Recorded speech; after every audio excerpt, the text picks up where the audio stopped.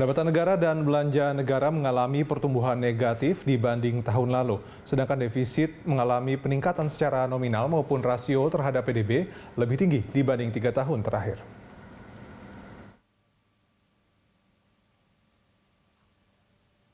Defisit anggaran pendapatan dan belanja negara dari Januari hingga akhir Mei 2020 telah mencapai 179,6 triliun rupiah.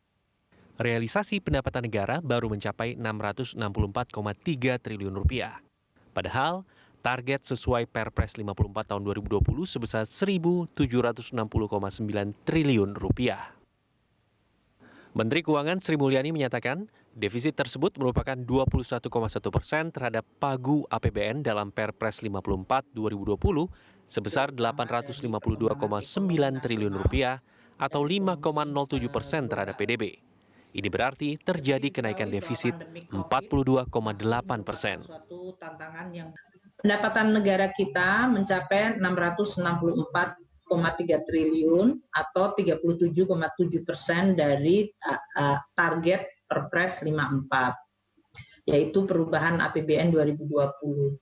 Dalam hal ini, dibandingkan bulan Mei tahun lalu, pendapatan negara mengalami kontraksi 9,0.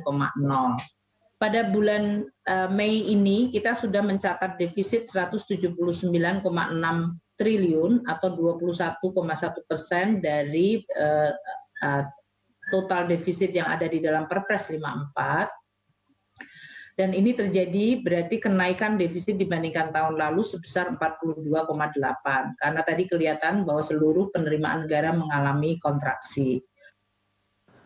Realisasi pendapatan negara mengalami kontraksi hingga 9% dibandingkan periode yang sama tahun lalu, yakni sebesar 730,1 triliun rupiah.